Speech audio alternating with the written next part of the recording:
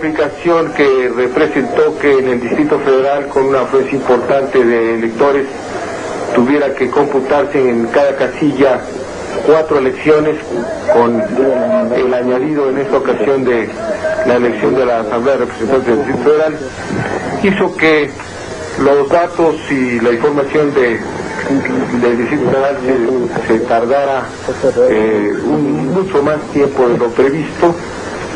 Hemos tenido dificultades en la recepción de la información, pero estamos ya en situación de poder afirmar que el retraso que tenemos será... Con esta declaración del secretario de Gobernación, Manuel Bartlett, se anunciaban irregularidades en la Comisión Federal Electoral. La caída del sistema presagiaba un fraude en la elección para el presidente, siendo fuertemente cuestionada por varios actores políticos, a excepción del PRI.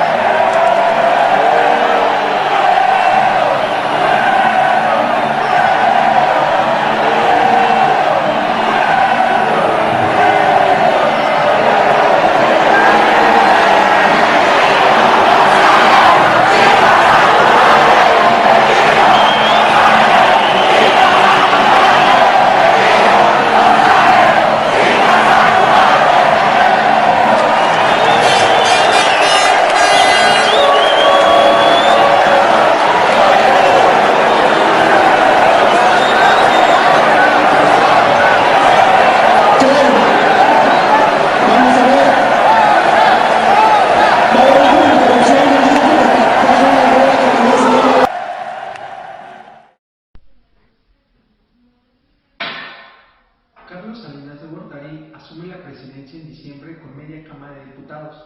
Jamás había sucedido algo semejante. El poder presidencial diluido desde el mismo comienzo hasta el fin del sexenio. Para legitimizar su gobierno, Salinas de Gortari aprende a Joaquín Hernández Galicia, alias la...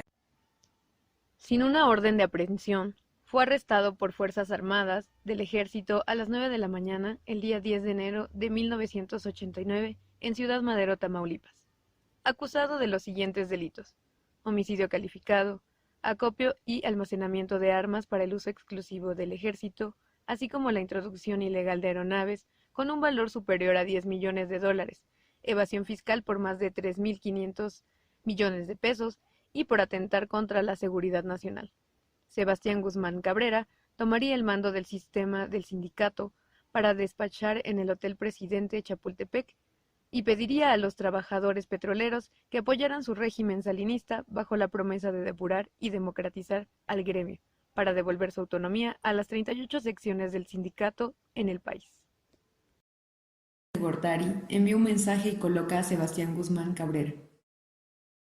Para este momento, Sebastián Guzmán Cabrera tomará el mando del sindicato, despachará en el Hotel Presidente Chapultepec y pedirá a los trabajadores petroleros que apoyen al régimen salinista. Todo esto bajo la promesa de democratizar y depurar al gremio, además de devolverle su autonomía a las 38 secciones del sindicato del país.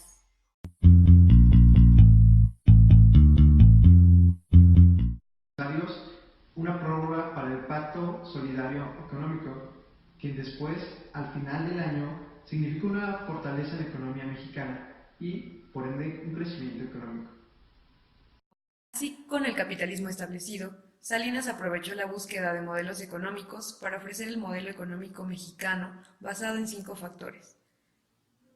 El modelo de Salinas especifica eficiencia productiva, competencia, mercado libre, inversión privada y empleo productivo. Con estos 5 factores, surge la idea de una firma del Tratado Comercial con Estados Unidos y Canadá. Sin embargo, no todas las opiniones coincidieron en que el tratado fuera lo más conveniente. Hubo quienes aseguraron que un tratado de este tipo solo beneficiaría a las clases adineradas de Canadá, Estados Unidos y México, pues consideraban que nuestro país no podría competir con la industria de nuestros vecinos del norte, por lo que nos convertiríamos en una enorme maquiladora, es decir, solo venderíamos nuestro trabajo a bajo precio.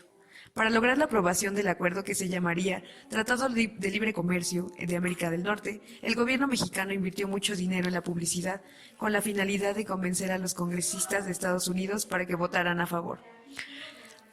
Pero antes de aprobar el Tratado de Libre Comercio, en Estados Unidos hubo una gran discusión entre organizaciones sindicales, defensoras del medio ambiente y distintos políticos, lo que no sucedió en México, donde el Congreso, todavía con la mayoría perteneciente al partido oficial, lo aprobó rápidamente. Como consecuencia del Tratado de Libre Comercio, se privatizaron y se desincorporaron del Estado 390 empresas, en las cuales el 63% de las que existían entonces, así como bancos, ferrocarriles, teléfonos, minas, carreteras, mostraban el devastador impacto para un país en el aspecto económico, pero sobre todo para el pueblo mexicano. En 1993, el 1 de enero, entra en vigor el Tratado de Libre Comercio. Es la acción que provoca el surgimiento del movimiento zapatista, haciendo su aparición en el estado de Chiapas, con el ataque a un cuartel militar, y entre sus demandas se encontraban el derecho de los indígenas chiapanecos y en general por todos los hombres y mujeres más desprotegidos de México y de América Latina. Justamente el día que hace su aparición el EZLN, y no es casualidad, entra en vigor el Tratado de Libre Comercio con América del Norte. Según el presidente de la República, en ese entonces Salinas de Gortari, México iniciaba un proceso de incorporación a la globalización. México pasaba a formar parte de los países del primer mundo. El escenario se vino abajo. Por un lado, el gobierno mexicano pretendió convencer a los mexicanos de nuestra incorporación al primer mundo. Por otra parte, el EZLN mostró al mundo las miserias que el pueblo mexicano tenía, así como la pobreza lacerante y la polarización existente en la sociedad mexicana. El 1 de enero de 1994 mostramos al mundo las dos caras de la moneda, el México profundo y el México de los excesos, la opulencia y la riqueza en unos cuantos. Además de la violencia en Chiapas, un fuerte golpe fue la muerte de Luis Donaldo Colosio, que impactó a los mexicanos tanto priistas como no priistas. Fue un magnicidio orquestado desde las más altas esferas del poder, un suceso que sacudió a la vida política de todo un país.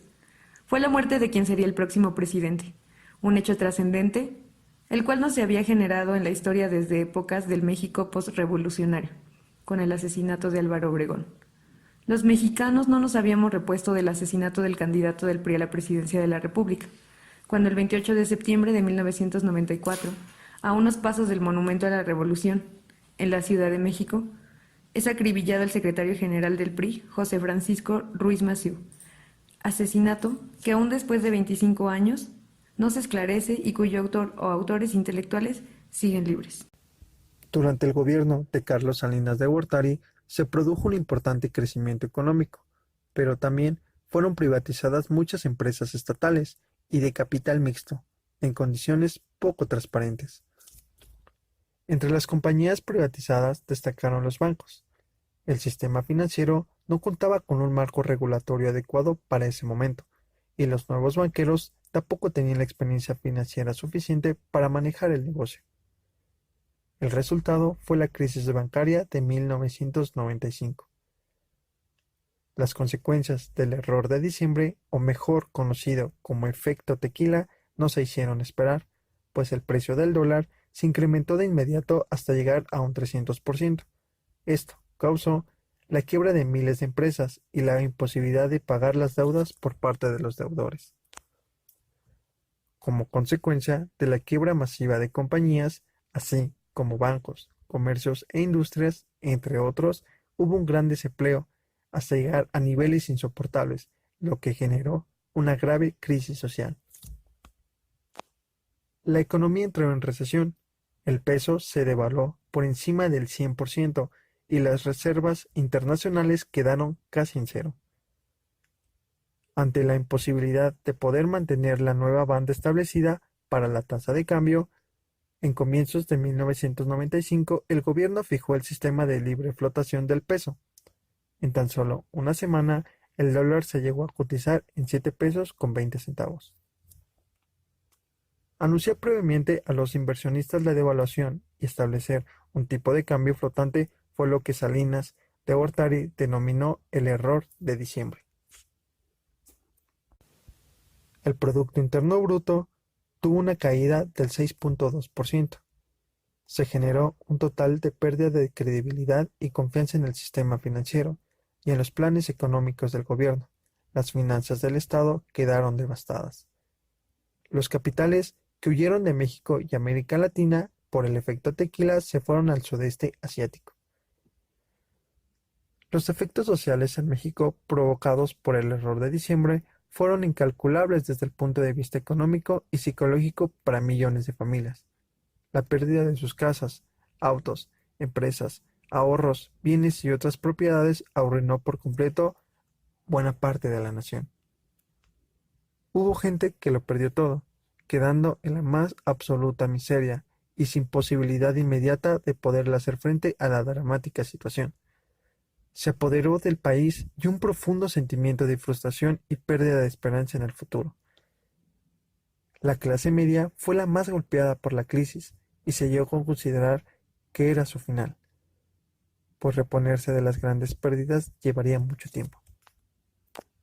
Los niveles de pobreza de la población mexicana elevaron hasta un 50%, aunque miles de familias lograron salir de la pobreza en las décadas siguientes. El efecto de la crisis ha perdurado hasta el presente.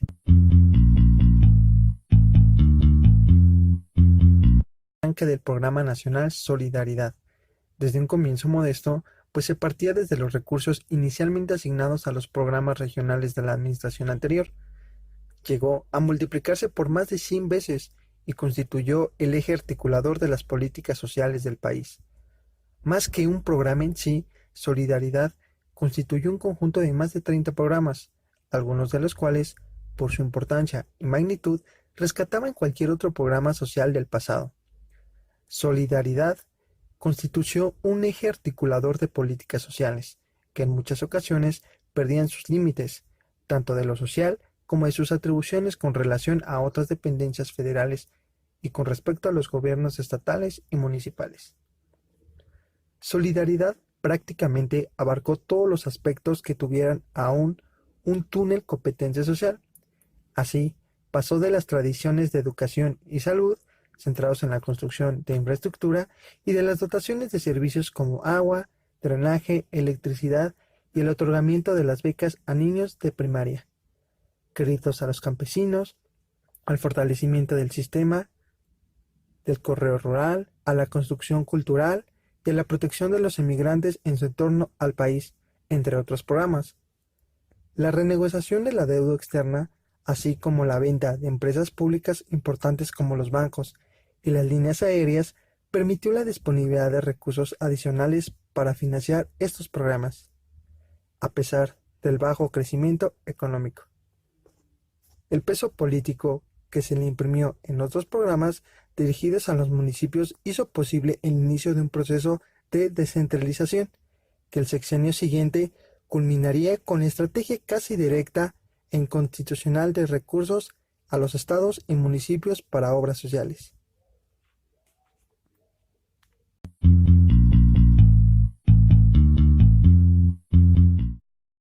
Económico y por el lado recuperar un apoyo popular.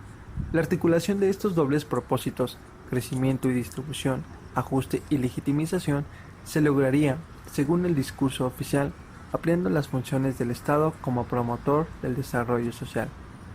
En este sentido, podemos visualizar la posición de este gobierno al dar continuidad a los propósitos fundamentales del Estado postrevolucionario, que en lo general se habían comprometido con la justicia y la equidad, desencadenando el bienestar a llevar a cabo un proyecto salinista. De esta manera se identifica el liberalismo social, que distanciaba de lo que lo antecedieron al inscribirse en una racionalidad instrumental distinta.